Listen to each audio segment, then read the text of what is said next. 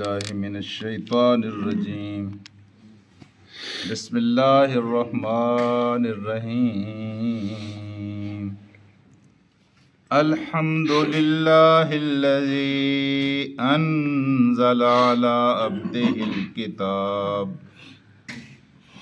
الحمد للہ الذی انزل علی عبدہ الکتاب وَلَمْ يَجْعَلْ لَهُ عِوَجًا صدق اللہ العلی العظیم۔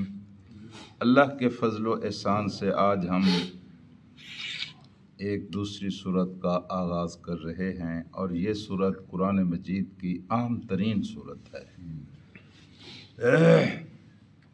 اللہ کے رسول نے ارشاد فرمایا ہے کہ جو شخص اس صورت کی 10 آیات کو پڑھے گا، روزانہ پڑھے گا، اللہ تعالیٰ اس کو دجال کے فتنے سے محفوظ کرے گا۔ اور پھر آپ نے یہ بھی ارشاد فرمایا ہے کہ جو شخص اس کو جمعہ کے دن پڑھے گا، دوسرے جمعہ تک اللہ تبارک و تعالیٰ اس کو دل کا نور عطا کرے گا۔ دل بینا بھی کر خدا سے طلب کہ آنکھ کا نور دل کا نور نہیں، صرف آنکھوں سے دیکھنے والے لوگ بینا نہیں ہوتے، اصل بینائی دل کی بینائی ہے، دل کی روشنی ہے، اور یہ صورت دل کو روشنی عطا کرتی ہے، دل کو نور عطا کرتی ہے۔ ایک جمعے سے دوسرے جمعے تک دل کو روشنی اور نور عطا ہوتا ہے۔ اللہ کے رسول نے جب اپنی دعوت کا آغاز کیا تو مکہ کے سرداروں کے زمین پاؤں سے نیچے سرکتے ہوئے محسوس ہوئی۔ چنانچہ وہ پریشان ہوئے کہ کس طرح اپنے دین کو، کس طرح اپنے عقیدے کو، کس طرح اپنی تہذیب کو، کس طرح اپنے کلچر کو، کس طرح اپنے رسم و رواج کو بچا سکتے ہیں۔ محمد رسول اللہ صلی اللہ علیہ وسلم نے جو کام شروع کیا، جب ان کو اس دعوت کا کوئی توڑ نظر نہ آیا تو ان کے سیانے لوگوں نے کہا کہ جس کتاب اور جس توحید کی بات یہ کرتا ہے، مکے میں تو اس طرح کے لوگ موجود نہیں۔ البتہ ہم نے سنا ہے کہ مدینے کے اندر کتاب کا ذکر کرنے والے یہودی بھی موجود ہیں، عیسائی بھی موجود ہیں، لہذا اس دعوت کا توڑ اگر کوئی ہو سکتا ہے تو یہی ہو سکتا ہے کہ مدینے سے مدد لی جائے۔ چنانچہ انہوں نے اپنے 2 سیانے بندوں کو مدینے بھیجا اور ان کے ذمہ کام یہ لگایا کہ وہ وہاں جا کر یہودی علماء سے ملیں گے، تورات کے جو عالم ہیں ان سے ملیں گے اور ان سے پوچھیں گے کہ اس دعوت کا توڑ کیا ہے۔ ہم نے تو سارے حربے استعمال کیے ہیں اور کوئی حربہ کارگر ثابت نہیں ہوا ہے، اس دعوت کا توڑ کیا۔ چنانچہ وہ وفد جب وہاں گیا اور وہاں کے علماء سے اس نے ملاقات کی تو پتہ نہیں اس ملاقات میں کیا کیا باتیں ہوئیں، لیکن آخر میں یہودی علماء نے ان سے کہا کہ جا کر یہ 4 باتیں ہم تمہیں بتاتے ہیں جس کا کوئی تذکرہ مکے کے اندر موجود نہیں تھا، مکے سے مدینہ کے درمیان اس کا کہیں تذکرہ موجود نہیں۔ یہ 4 باتیں جا کر اس نبی کا دعویٰ کرنے والے آدمی کے سامنے پیش کرو، اگر اس کا جواب دیتا ہے تو ٹھیک نبی ہے، اور جواب نہیں دیتا تو صاف ظاہر ہے کہ جعلسازی کر رہا ہے، نمبر 2 ہے۔ انہیں جو 4 باتیں سکھلائی تھیں ان میں ایک بات یہ تھی کہ جا کر اپنے نبی سے، اس آدمی سے پوچھو کہ ان اہل ایمان کا کیا بنا جو اپنے ایمان کو بچانے کے لیے غار میں چلے گئے تھے، ان کا قصہ بیان کرو۔ بچانے کے لیے، اپنے ایمان کو بچانے کے لیے غار میں چلے گئے تھے، یہ سوال ہے، اس کا جواب دو۔ تم جو کہتے ہو تم خدا کے نبی ہو اور وحی الہی کی تمہیں روشنی حاصل ہے، بتاؤ نا۔ اور دوسرا سوال ان سے یہ کر کہ وہ آدمی کون ہے جو مشرق سے چلا تھا اور مغرب تک اس نے ساری دنیا کو فتح کر لیا تھا، اس آدمی کے بارے میں بتاؤ۔ اور ایک آخری سوال، ایک سوال ان کا روح کے بارے میں، اس طرح ان کے سوالات تھے۔ اور ان سوالات کا جواب پچھلی صورتوں میں دیا گیا ہے، لیکن اللہ تبارک و تعالیٰ نے ان کے اس سوال کے جواب میں کہ وہ ایمان والے کون تھے اور کیا تھے اور ان کے ساتھ کیا ہوا، اللہ تبارک و تعالیٰ نے یہ پوری کی پوری صورت عطا فرمائی۔ سبحان اللہ، یہ پوری کی پوری صورت اسی پس منظر میں ہے۔ اور آپ نے سنا تھا کہ اللہ تعالیٰ نے کل سورت بنی اسرائیل کا اختتام بھی لفظ الحمدللہ سے کیا، اور اس سورت کا آغاز بھی الحمد سے ہو رہا ہے۔ یہ کلمہ اللہ کو بڑا محبوب، کسی بندہ مومن کے لیے اعزاز کی بات ہے کہ ہر وقت الحمد الحمد کہتا رہے۔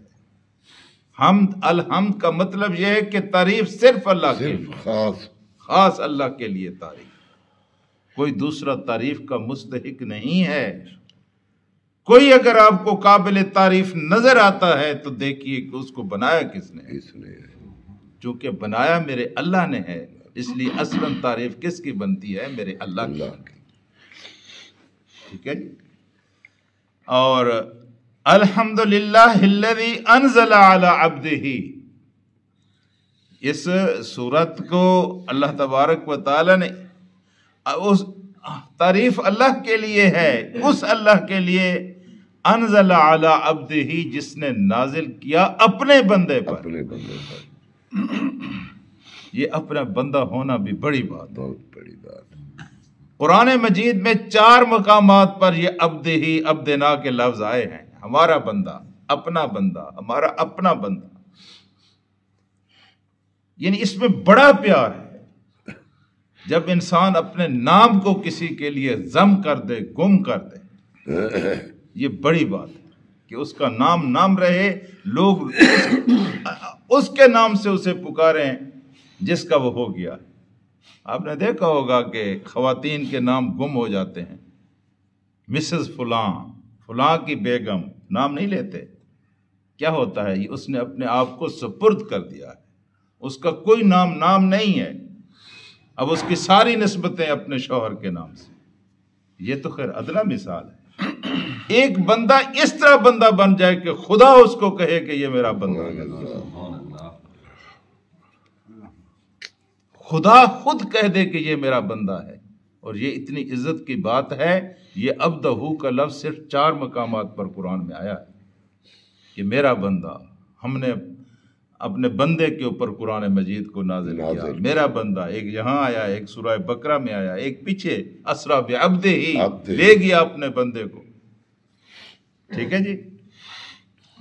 اور یہ بندگی کی جی شان جو ہے، جب خدا تبارک و تعالیٰ کسی کو اپنا بندہ کہے، یہ حق بنتا ہے صرف اور صرف میرے پاک محمد کا۔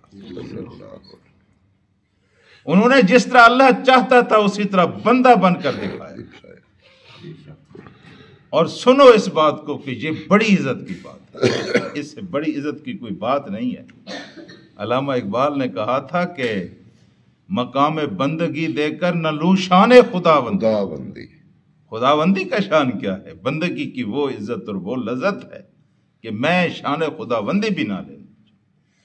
تو فرمایا یہ ہے کہ عبدہ الکتاب، یہاں عبد کا ذکر آیا ہے، اور یہ خصوصیت اس لفظ کی اور بھی ہے کہ جہاں عبد کا ذکر ہے اس کے ساتھ ہی کتاب کا ذکر ہے۔ جہاں عبد کا ذکر آیا ہے نا قرآن حکیم میں، اس کے معنی بعد کتاب کا تذکرہ آیا ہے، کبھی نام لے کر کہا گیا اور کہیں اس کا تذکرہ آیا، کیونکہ اللہ تبارک و تعالی نے آپ کو جو نعمتیں عطا کی ہیں نا جی، جو نعمتیں عطا کی ہیں، جتنے بھی نعمتیں آپ کو یاد آتی ہیں، آپ محسوس کرتے ہیں، ان نعمتوں میں سب سے بڑی نعمت یہ کتاب ہے۔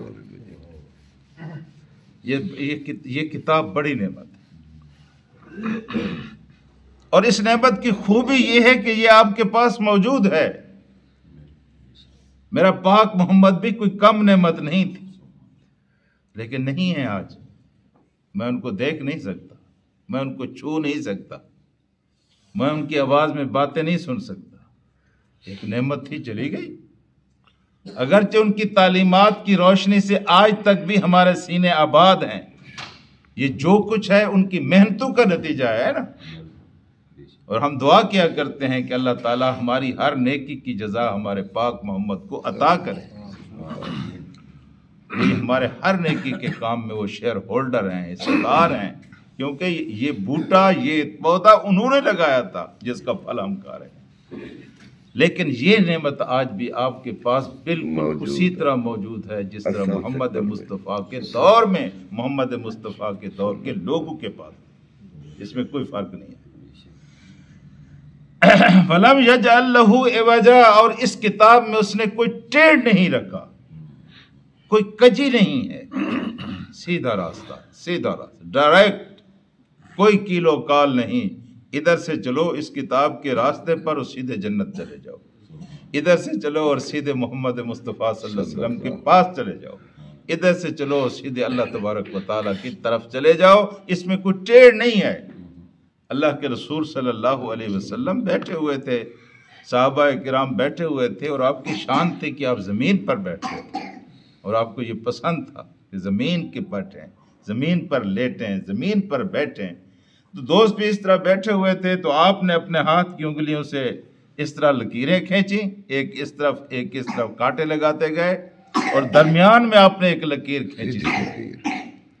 آپ نے فرمایا یہ ٹیڑھے راستے جو ہے یہ گمراہی کے راستے ہیں، یہ سیدھا راستہ درمیان کا جو ہے، یہ راستہ جو ہے، یہ ہے صراط مستقیم، یہ ہے سیدھا راستہ. اس میں کوئی ٹیڑھ نہیں ہے، کوئی کجی نہیں ہے.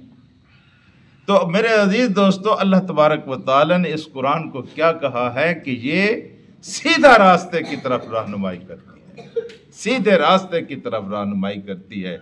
جو اس کے دامن سے وابستہ ہوتا ہے اس کو کوئی بلیک میل نہیں کر سکتا.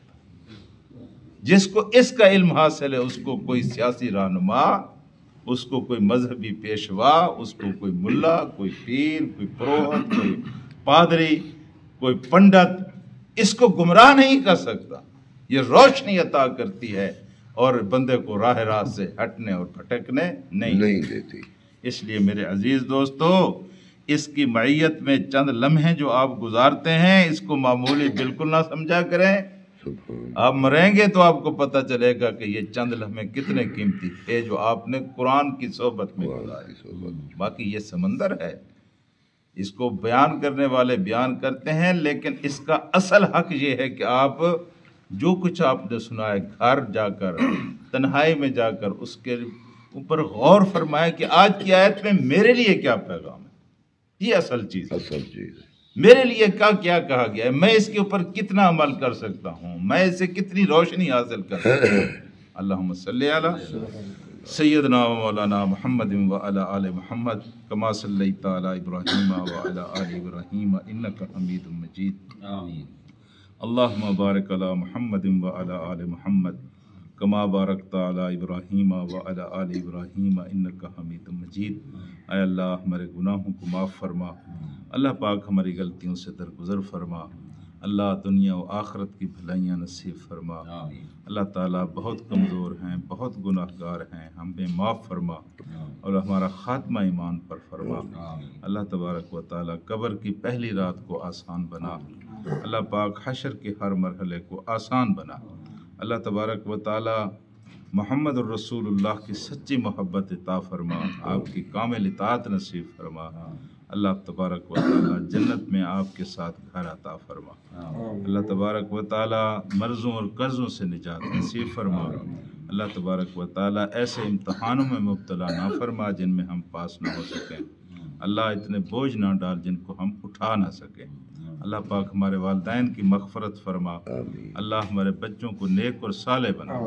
اللہ فلسطین کے مظلوم مسلمانوں کی نصرت و امداد فرما. وصلی اللہ تعالی علی خیر خلقہ محمد و آلہ و صحبہ اجمعین برحمتہ.